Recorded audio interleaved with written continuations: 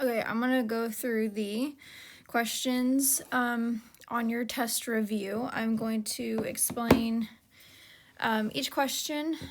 So for number 1, I already went separately before the video and I found what all the Q1, Q2, Q3 min and maxes were for both of the groups. Okay, so for group A, I am going to make it this one right here. So the first one's going to be group A. All right, so I need to make my number line. So my min is 10 and my max is 25. So I have to make 25 lines fit on here. So let me see if I can do that. 1, 2, 3, 4, 5, 6, 7, 8, 9, 10, 11, 12, 13, 14, 15, 16, 17, 18, 19, 20, 21, 22, 23, 24, 25, 26, 27. Okay, so I made 27. Okay. Now let's go ahead and I'll do it for the next one. 1, 2, 3, 4, 5, 6, 7, 8, 9, 10, 11, 12, 13, 14, 15, 16, 17, 18, 19, 20, 21, 22, 23, 24, 25, 26, 27, 28. I made one more. It's fine. Whatever. Okay, it's close enough. Okay, so the bottom one is going to be B. Now, again, I already found my Q1, Q2, Q3. You can do it by hand or you can do it in the calculator app that I showed you. Or if your calculator does it, that's fine too. Okay, so Q1, or let's do my minimum. So my minimum value for group A is 10. So 1, 2, 3, 4, 5, 6, 7, 8, 9, 10. I'm going to put it above it so I don't have to worry about the jumbled mess between the lines and the dots. 25 was here. Okay, my Q1 is 12 here. Q2 is 18, 12, 13, 14, 15, 16, 17, 18. And my Q3 is 20 and a half. So this was 18, 19, 20, so about 20 and a half. So connect your Q1 to Q2 and Q3, and then your max and your mins there. So there's your box and whisker plot for A. And then for B, your minimum, we need to change our lines here. We need to have more because our max is 30. Okay, so I should be fitting more lines here. I might have to extend this a little bit. So 1, 2, 3, 4, 5, 6, 7, 8, 9, 10, 11, 12, 13, 14, 15, 16, 17, 18, 19, 20, 21, 22, 23, 24, 25, 26, 27, 28, 29, 30. Okay, so I just extended mine a little bit. I still want to make it kind of even with my first one so that you can compare. You don't want to scale your number line, okay, because you want to be able to have the same number line in your box and whisker plot show the different data, okay? All right, so your minimum was 18. So 1, 2, 3, 4, 5, 6, 7, 8, 9, 10, 11, 12, 13, 14, 15, 16, 17, 18. Your max was 30. Your Q1 is 19. Your Q2 is 22. And your Q3 is 27.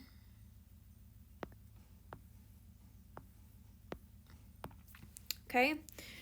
All right, so now we're going to answer the questions in number 2 based off of our box and whisker plot for number 1. So which group has the higher maximum? So the higher maximum goes to group B. The higher minimum, so the higher minimum is also group B. I didn't say the lower minimum, I'm talking about the higher, okay? The higher median, so again, it's also group B. And then the higher quartiles, it's also group B. So in general, group B is higher, okay? So if you look at the question, it says group A ran every day for a month, group B did not. The numbers shown are in times. It took each member to run 5 kilometers. Now, when you're trying to run a 5K, you want to get it in as little time as possible, okay? So even though you have group B, box and whisker plot, all the data is shoved more to the right and it's more numbers, it's not really that great because we're trying to run a 5K. We don't want higher times. We don't want 30 minutes. We don't want 18 minutes, or not 18, but we don't want 23 minutes. We don't want 29, okay? We want the lower times. So when you look at question number 3, compare and contrast the box and whisker plot, if you don't know the situation, you might say that Group B did better, okay? But that's not the case because it's really Group A did better. Okay, so that's the inferences you can make for number 3. So you can say Group A did better because their times for their 5K are lower. And you can even talk about the max being lower. You can talk about the minimum being lower. So the max time, you could also say, the max time in your Group A, so the maximum time in Group A is almost the same as the third quartile for Group B, okay? You can talk about the minimums and the differences in the minimums. You could talk about percentages. You can say that 75% of your data was below 20.5 minutes, whereas for Group B, 75% of your data was below 27 minutes, okay? So you can talk about the 7 or what so minutes difference there, okay? Okay, so number 4, on to normal distribution. So calculate the mean of Group A and Group B from number 1 above. Compare and contrast them and explain what you did about the data, okay? So that's kind of like what we did here. The mean, I forgot to calculate the mean. Let's see if it's still in my calculator. Yes, so the mean for Group A, the mean was about 16.5 minutes. And for Group B, the mean was 23 minutes.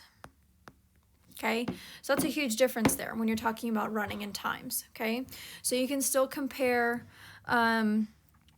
means there as well. So Group A had an average of 16.5 minutes. That kind of shows them that they practiced running, whereas Group B, it's not as good as A, so they didn't do as much running. Now number 5 is normal distribution, okay? So I'm going to make my bell curve. I'm just going to do one big bell curve. It's not pretty, but it's fine. Okay, so on average, Megan sends 45 text messages a day with a standard deviation of 3. So 1, 2, 3, 1, 2, 3. So we have 48, 51, and 54. Minus 3 is 42, minus 3 is 39, minus 3 is 36. Okay, so there's my curve set up. For A, I'm going to do it in green. So what is the probability that she will send between 39 and 51 text messages? So because what I'm looking for is on my standard deviation and it's actually on a line, I'm just going to add up my percentages. Okay, so I'm going to add up my percentages. So I know that this is 30, oops.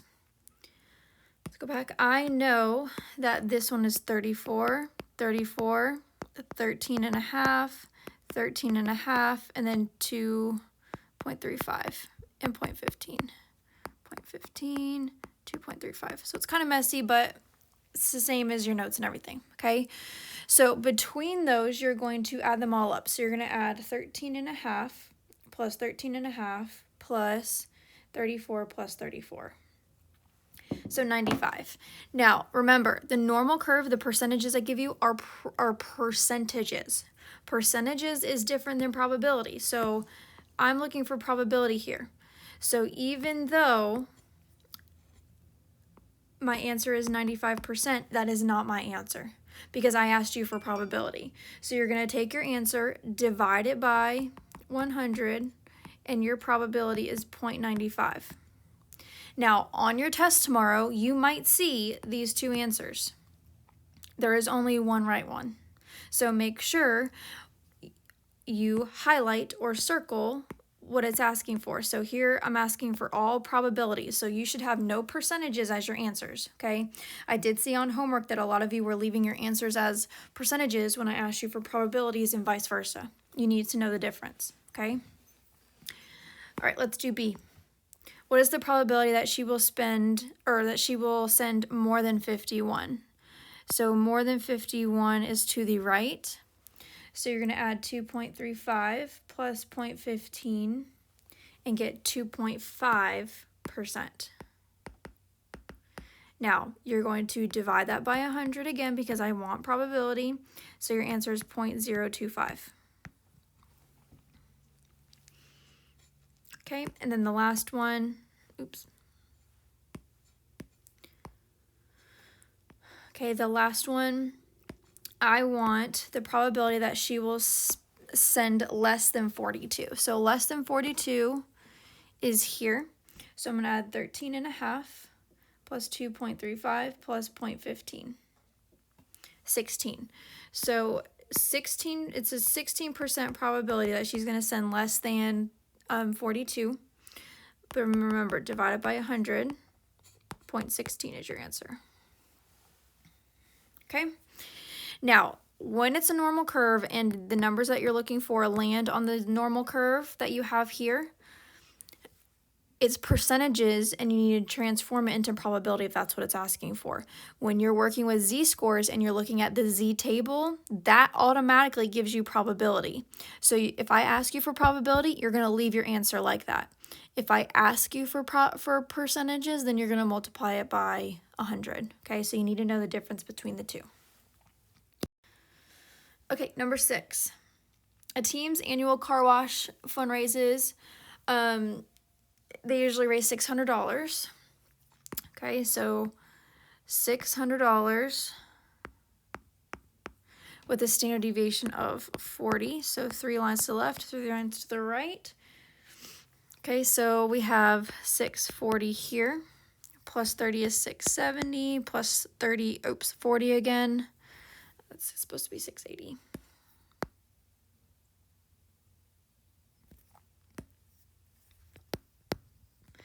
And then 40 again is 720. 560, 520, and then 480.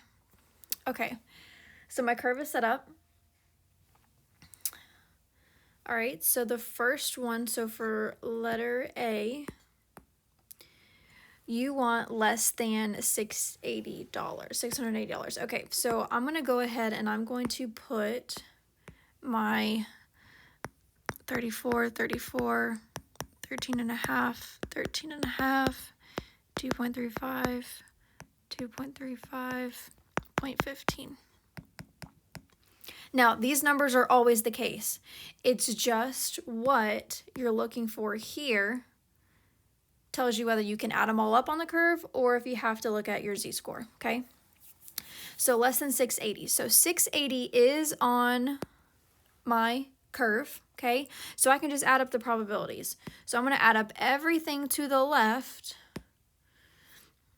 of 680, which is here. So everything to the left because I said less than, okay? So I'm going to say I can do 50 plus 34 plus 13 and a half. So 50 plus 34 plus 13 and a half, 97 and a half, okay? Now, you have find probability. So instead of you writing 97.5%, you are going to say the probability is 0.975. Remember, probability is between 0 and 1. Percent is between 0 and 100. Okay? So this is going to be your answer. Okay? Greater than 520 is your next one. So 520 is here. Greater than that is everything to the right. So you can do the same thing. 50, 34, 13.5 gives you the same answer. 97.5.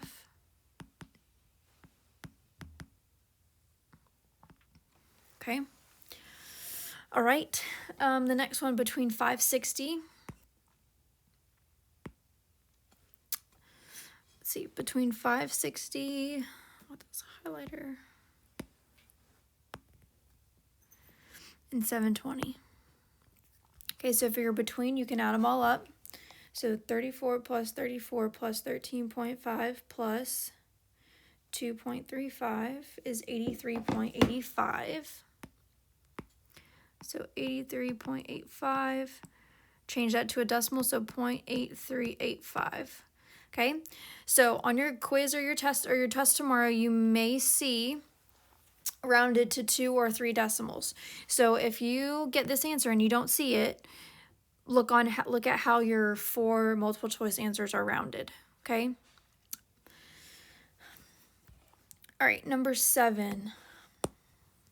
All right, free throws are made during a Norcross basketball game are normally distributed with a mean of 40 and a standard deviation of 5. So mean of 40, and you're going to add 5 to the left and 5 to the right. So 45, 50, 55, 35, 30, 25.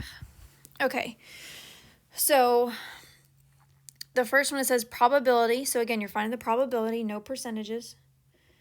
Probability that you randomly select a score below 36. Now, 36, guys, is not on the curve. 36 is going to be somewhere here. Okay? So you're going to have to use the z-table for this, okay? So we have to convert this into a z-score. Remember, z-score is your data converted where your mean is 0 and your standard deviation is 1. Okay? So it's still the same curve, it just converts it so that way you can look at the chart to help you. Okay? So you're going to take what you're looking for. So do not always just do the bigger number minus the smaller number, because it's not going to work that way. Okay? If you were to, so here's my mean, so that way it's a little bit easier to see. Okay? My z-score that I'm looking for is to the left of my mean. So that means the number that I'm looking at is going to be negative. Okay? Any z-score that you're looking to the right of the mean will be positive. Okay? So always do what you're looking for, which is 36 minus your mean divided by your standard deviation. So 36 minus 40 is negative 4 divided by 5. So negative 4 divided by 5 is negative let's put that decimal there. So this gives me negative 0.8. Now you are going to look at your z-table, okay? So you're going to look at the negative side. So negative 0.8 will be on the left. Now, since there's a 0 here, remember, you really need 2 decimals, okay? So there's really a 0 here. So you're going to look at negative 0.8 on the left, and then you're going to go up to the top and find 0.00. So you're going to look at that first column, and you should get 0.2119, okay? Now, one thing I do want to mention is that when I'm finding my z-score, my question says find the probability that a player selected or scored below a 36. So I'm looking at this 36 line and below. Okay? Now this is to the left. So whatever probability you find on the z chart is your answer. Okay? Because the z chart always gives you probability to the left of the line. So if you're looking for to the left of the line, then this is your answer. Remember, I want probability, so I'm leaving this as probability. I'm not dividing by 100. I'm not multiplying by 100. Okay? The z-score table gives you probability. So if I ask you probability, you don't have to do anything with it.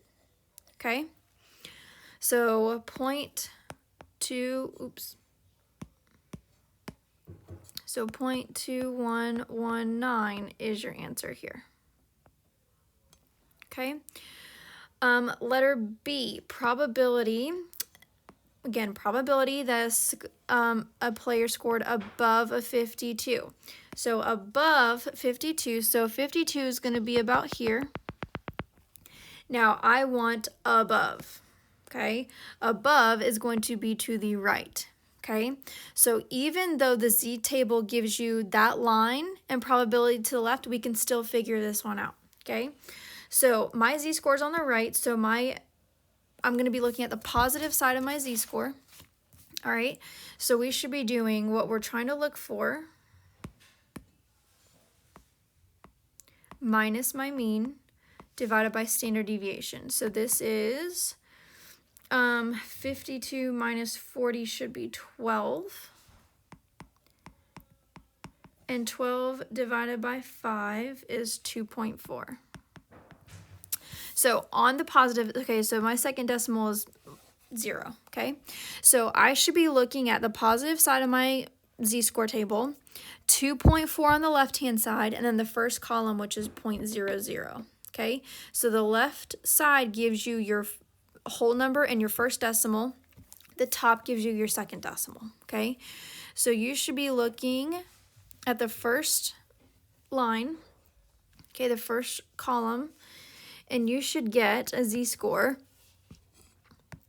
of 0.9918. Now, my little green shaded part, does that look like it's a majority of my curve? No, okay? So that should give you another hint that this really isn't my answer, okay? Now, if my whole curve, so if my whole curve is equal to 1, so this whole thing is 1, okay? If I'm given this part, can I not find this part? Yes, because I just need to subtract it from 1, and vice versa. If I were to give you this line and to the left, can't I find what this part is? Yes, because I know the whole thing is equal to 1.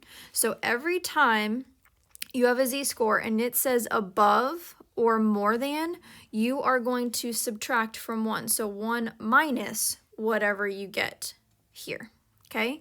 So you're going to do 1 minus 0.9918,